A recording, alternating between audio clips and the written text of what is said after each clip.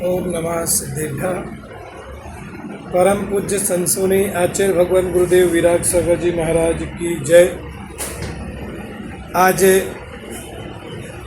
श्रवण संस्कृति के उन नायक परम पूज्य संसोनी आचार्य भगवान गुरुदेव विराग सागर जी महाराज, जो किसी के परिचय के मोहताज नहीं है,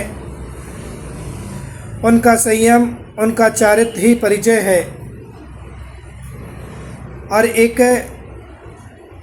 ऐसे महान संत जो श्रवण संस्कृति के उन्नायक हैं, जिन्होंने जिन शासन की ध्वजा को फहराया है, जिन्होंने मोक्ष मार्ग को प्रकाशित करते हुए अपने जीवन को एक संयममय जीवन जिया है।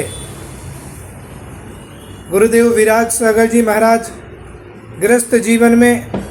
उनका नाम अरविंद था, और अरविंद का पर्यायवाची कमल होता है,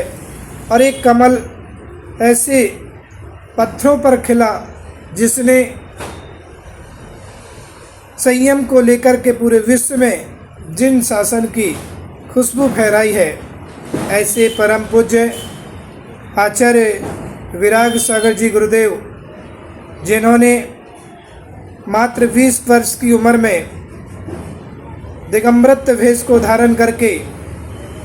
रत्नात्रय को लेकर के मोक्ष मार्ग पर चले, और अल्प आयु में उन्होंने एक विशाल संघ के नायक बने और संघ को संभाला। हम जैसे जीवों के लिए मोक्ष मार्ग पर लगाया है। आज मेरे जीवन में यदि कोई उपकार किया है गुरुदेव ने, तो विराग सागर जी गुरुदेव ने उपकार किया है, और उस उपकार को मैं ज़िंदगी भर कभी भूल नहीं सकता हूँ। क्योंकि जब मैं 10वीं क्लास में था 1996 जबलपुर में, उस समय पूज्य गुरुदेव का मुझे सानिध्य मिला, और गुरुदेव की संगति का एक दिन मैंने सानिध्य लिया, और पहली बार उनके दर्शन करने के लिए गए। जब उनके दर्शन किए तो ऐसा अद्भुत वात्सल्य, उनकी ऐसी मनोहारी वीतरागी छवि, और हर समय उनके चेहरे पर मुस्कान बनी रहती है। ऐसे पूज्य गुरुदेव का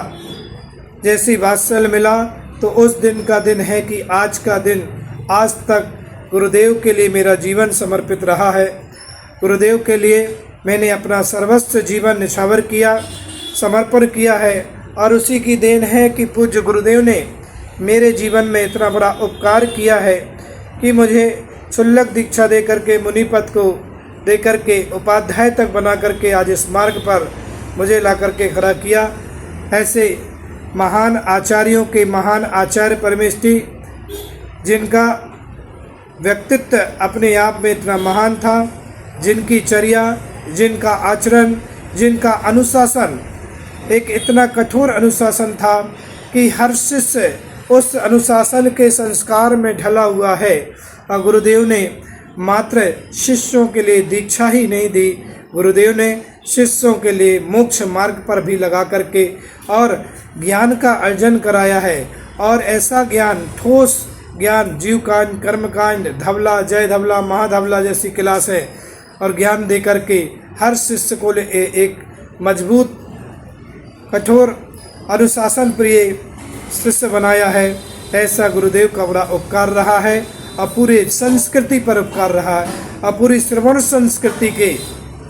जिन्होंने एक समाधि सम्राट